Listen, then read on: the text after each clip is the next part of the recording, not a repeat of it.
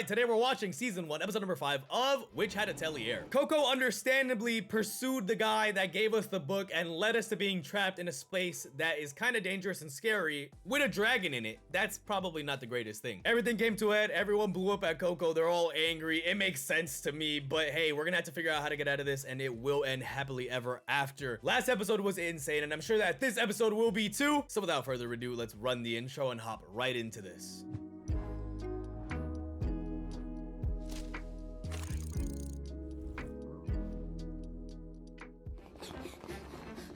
Run! The dragon is still fighting the piece of clothes? Y'all are just gonna piss him off. Oh man. So no matter how many different routes we take and how much we run, we end up at the same spot? Coco! Coco doesn't know what to do, oh my god. No! Aww. Her face.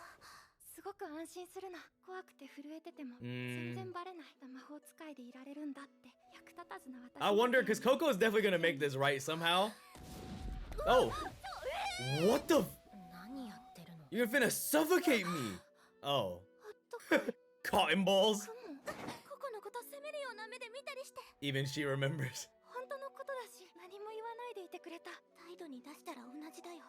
I mean, could I even blame, like, I couldn't even blame them though, to be honest. They're little, and this really is Coco's fault. Yeah, what is this spell? Oh, you made this. Dang, that's interesting. So even young witches have the ability to create their own spells. You don't have to be the greatest of all time. Yeah, Agate?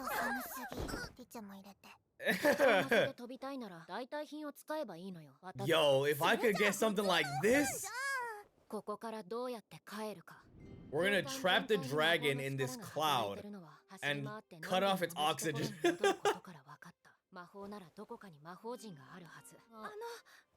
I've seen it. Yeah. And that's why the dragon kind of resets to that place. It's trying to protect it. One of the two for sure, because that dragon looked big as fuck.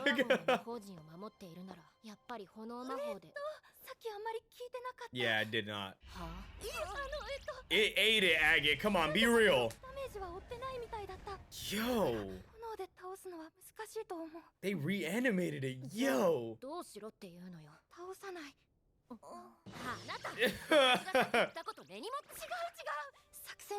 Oh no. This plan's about to get us scorched, bro. There's no way. Coco, be so for real. And because it's bitter and cold, the dragons wouldn't want to lay down and sleep. Yeah, Riche? Agate's like, idiots! I'm surrounded by idiots! Nah, I mean, it might work.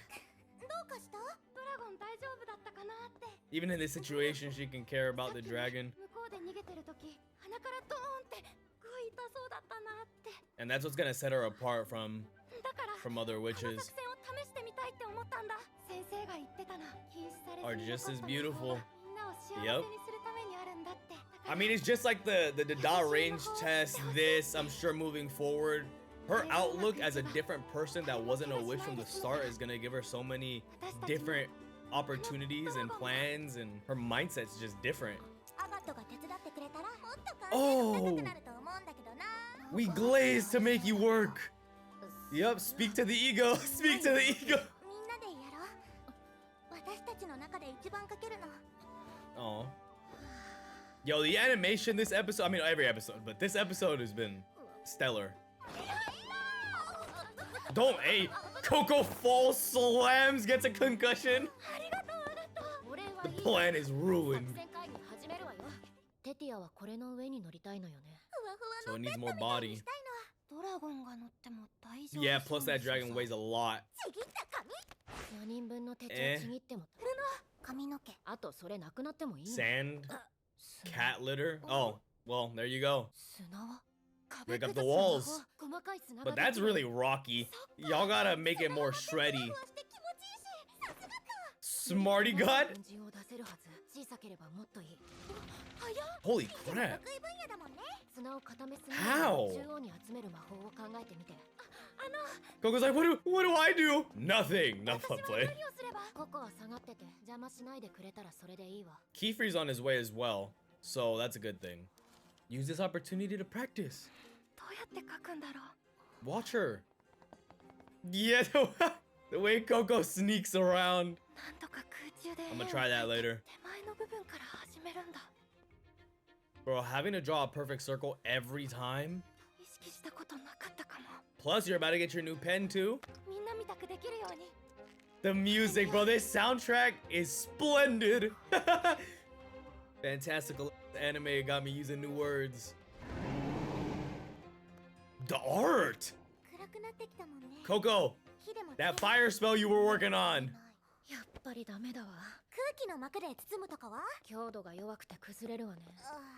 Bro, look at the animation. Like, damn, man. We're just hanging out. Coco's gonna figure it out with her practice. Aw, you got it. That's the spell. Tetsuya, look at Tetsuya. Yep, she remembers. Oh, look at all those papers. Damn! Holy practice! Yeah, I get it, come on! Repetition. Have it constantly make it from scratch. Here we go. Yo! Look at the animation! Yeah, okay, styling on him with the silk shoes! Holy crap, most adults can't do that. Whoa! On her Tony Stark. She can continue with the small ones, but everyone else has to scale them.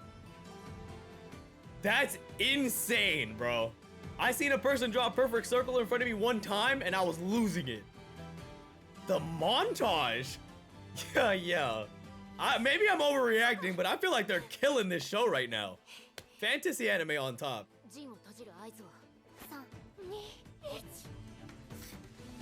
Okay. Let's see how this goes. Nice. The music, bro. Like, I can't help but smile. Yo. That dragon's like, what in the is going on? Okay. It was not that big. They just did some Oppenheimer over there. Okay, nice. I'm assuming the spell has something that keeps the little bits of sand from flying too far and getting in your eyes. Oh, okay. A little different then. I need 5s where it's almost there. It's trying to test it. Why, it worked! Man, turn this Disney Channel show off. Nah, I bet you that would be mad relaxing for it though.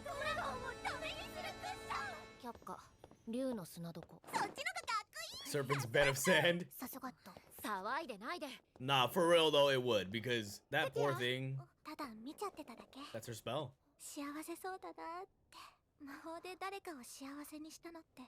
Coco's like, you make me happy with spells all the time. Dude, they're showing off at this point. Seriously, this is insane. Forbidden. That thing looked creepy. And he has a serious history with the brim cap, so I wonder though if he gets teleported in, will the dragon take note? The seal. Oh, what in the Lord Beerus? Oh, it caught him. Gojo's just on the other side like this.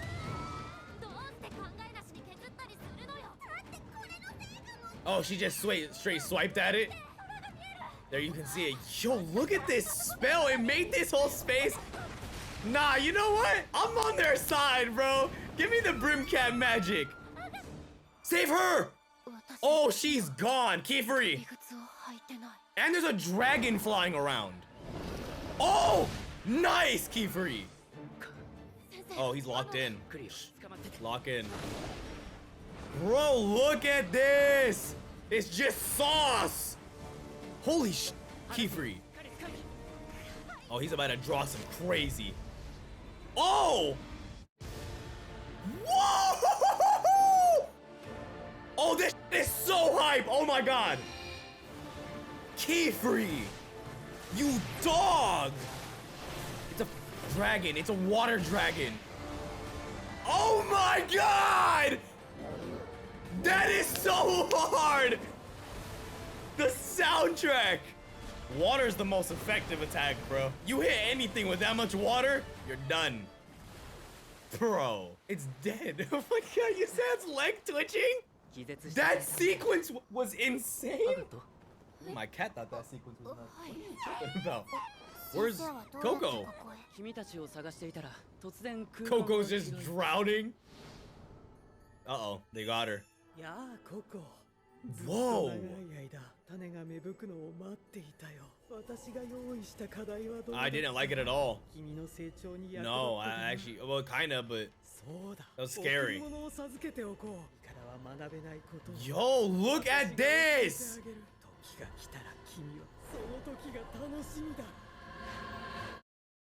Put this up there with contending with anime of the year. I'm not lying. Don't even tell me I'm overreacting. Don't even try it. That is right up there with JJK and Frieren and all of them. And it's up there. This is insane. It's every episode. Her first thought every time she wakes up is other people. That's beautiful.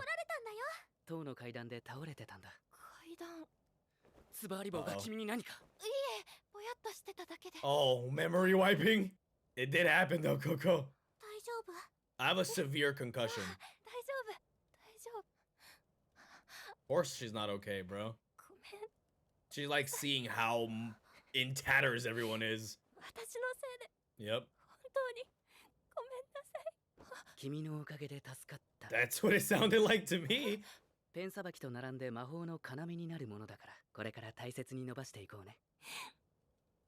This girl recovers so quick. She's gonna be carrying a lot of baggage though.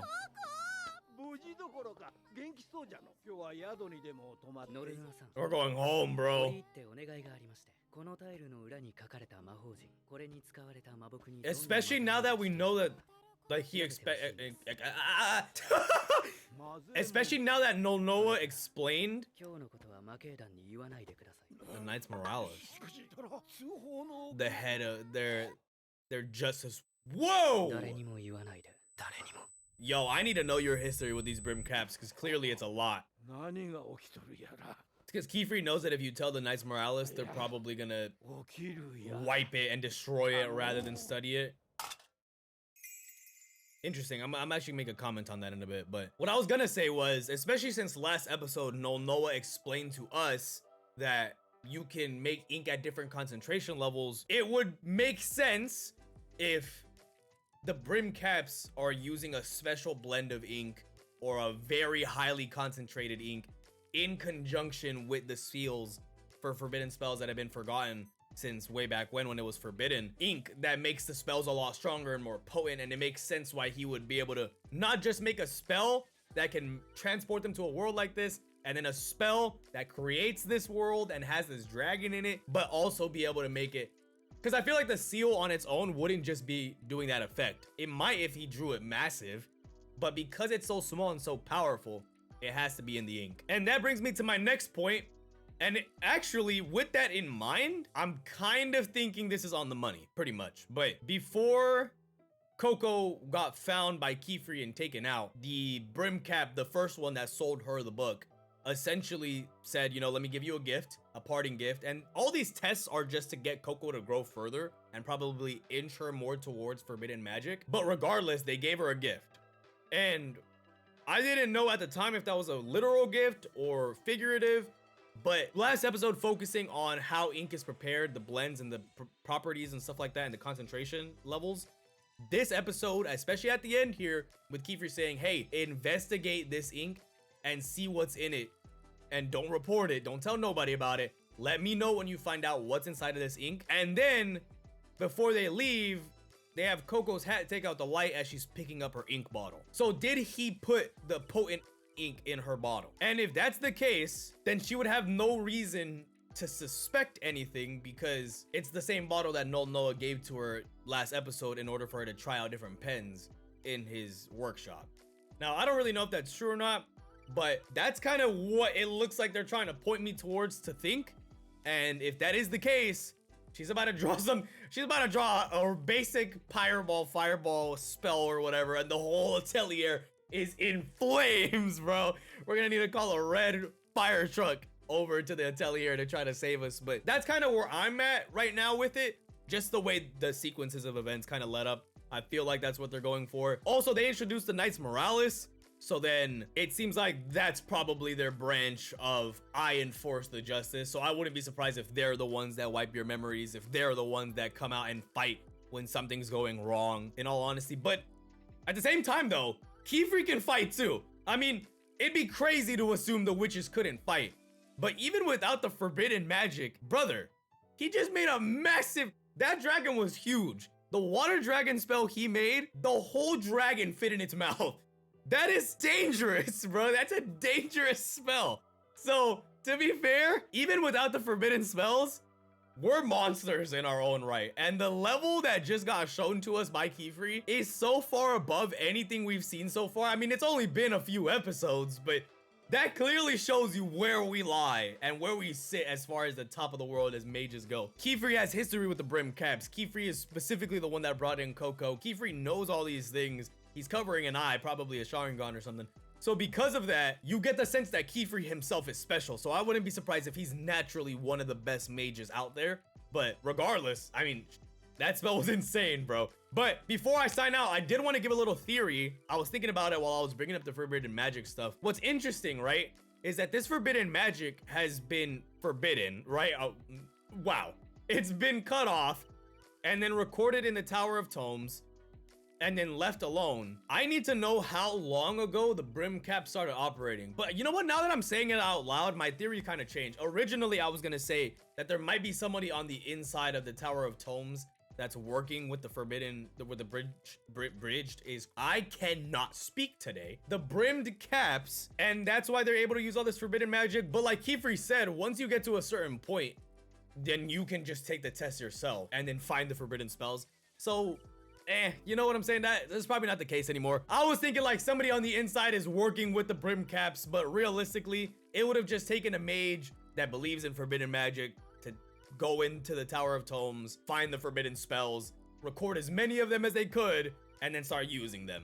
Because a lot of these mages can take the secret out. Maybe not forbidden magic necessarily. Well, a lot of them can go get forbidden magic, but a lot of these mages that can't necessarily take on the Tower of Tomes yet can also just do magic in front of people, but they don't. So a lot of this relies on trust.